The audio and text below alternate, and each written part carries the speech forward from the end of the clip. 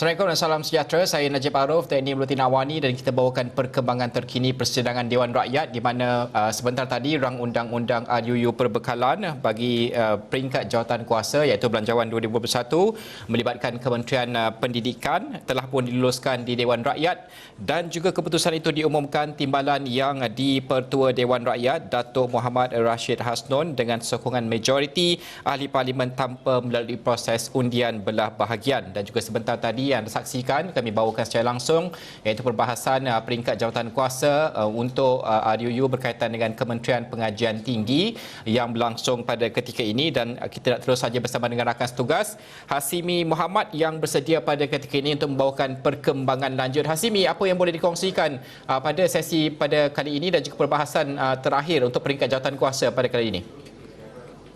Terima kasih Najib di studio. Betul, ketika ini sesi pergulungan oleh Kementerian Terakhir itu Kementerian Pengajian Tinggi sedang berlangsung bagi RUU Perbekalan 2021 peringkat jawatan kuasa, di mana menterinya Datuk Dr. Nurani Ahmad ketika ini sedang menggulung, diberikan tempoh masa selama 30 minit untuk menggulung, dan juga selepas itu akan ada proses pengundian bagi meluluskan peruntukan bagi kementerian tersebut. Jadi kita jangkakan bahawa sesi pengundian untuk kelulusan peruntukan bagi Kementerian Pengajian Tinggi akan berlangsung sekitar 3.30 petang nanti, sebaik sahaja Datuk Dr.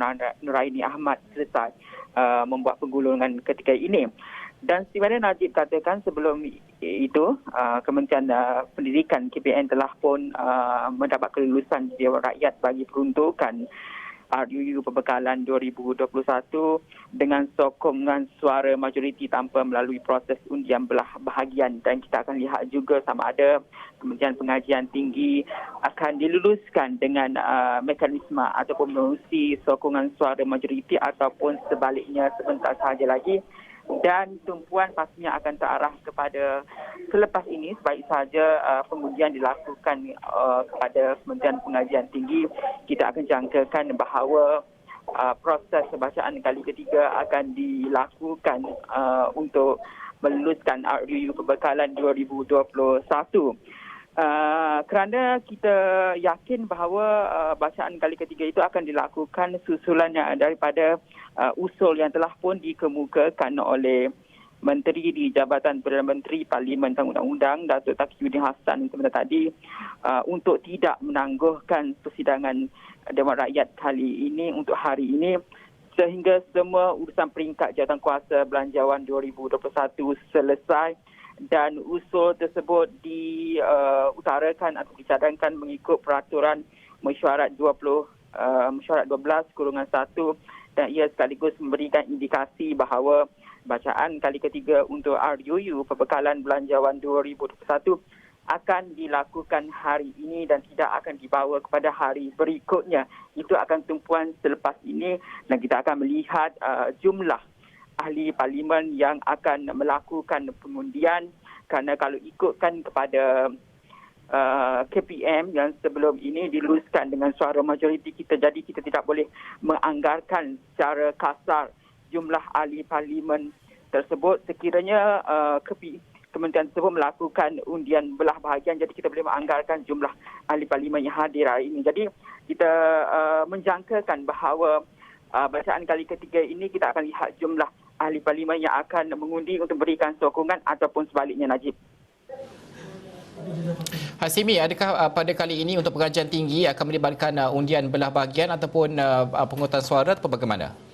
Okey, kalau melihat kepada sesi perbahasan oleh dianggarkan sekitar dalam 11 hingga 12 ahli parlimen sebentar tadi, ya senarionya berbeza dengan KPM, tiada kehangatan ataupun perbahasan yang begitu panas dilakukan. Berbeza dengan kita melihat pada KPM apabila ahli parlimen Langkawi misalnya kita mengambil contoh secara terang menyatakan bahawa menolak peruntukan untuk KPM, tapi sebaliknya apabila undian itu dilakukan ia mendapat undian suara majoriti. Jadi kita lihat secara kasar untuk KPT ini kita boleh jangkakan bahawa ia mungkin akan diluluskan dengan undian suara majoriti. Hasimi, dan juga difahamkan bahawa sesi pada kali ini sepatutnya berakhir pada 2 petang tapi juga diambil keputusan untuk diteruskan sehingga selesai semua perbahasan dan juga penghulungan pada hari ini kan? Kalau ikutkan kepada kita melihat kepada usul sebelum ini dan juga persidangan semalam di mana Parlimen atau Presiden Dewan Rakyat tidak akan ditangguhkan sehinggalah semua urusan membabitkan RUU diselesaikan. Dan sepatutnya pukul 2 itu akan bermula esok iaitu Rabu dan Khamis. Dan kalau kita melihat sebelum ini juga Najib bahawa Taqiyuddin telah pun melanjutkan tempoh sidang Dewan Rakyat daripada pukul 2 sehingga 3 petang. Jadi peruntukan masa itu sepatutnya masih lagi habis sekitar pukul 3 petang. Namun untuk ini ia tidak akan ditangguhkan sehinggalah proses perbahasan dan juga undian RUU Perbekalan 2021 itu selesai dan esok akan kembali kepada asal iaitu sidang Dewan Rakyat bersidang sehingga 2 petang, Najib. Okey, terima kasih Hasimi. Hasimi akan terus membawakan perkembangan terkini dari semasa ke semasa.